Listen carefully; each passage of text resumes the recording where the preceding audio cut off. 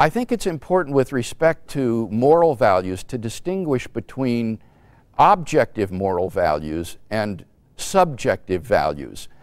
By objective moral values, I mean moral values which are valid and binding independently of whether anybody believes in them or not.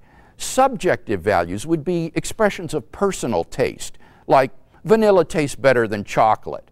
That may be true for you, but it's not true for me. Those are subjective values. And what I would argue is that if there is no God, then there really is no objective moral value in life. In the absence of God, moral values seem to be either just expressions of personal taste or else the byproducts of sociological and biological evolution, just as a troop of baboons will exhibit altruistic and sacrificial and cooperative behavior because natural selection has determined it to be advantageous in the struggle for survival.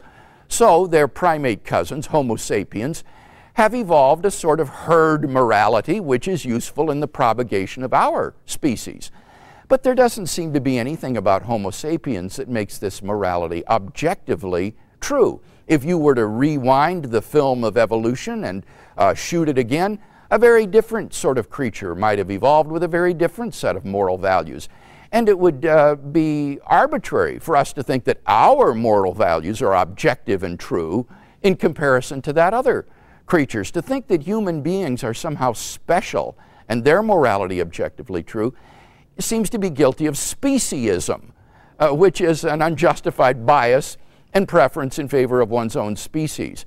So it seems to me that without God as a transcendent anchor for moral values and duties, that there really is no objective right and wrong, good and evil. Everything becomes socioculturally relative, and there's no one to say that you are right and I am wrong. Now that has profound consequences.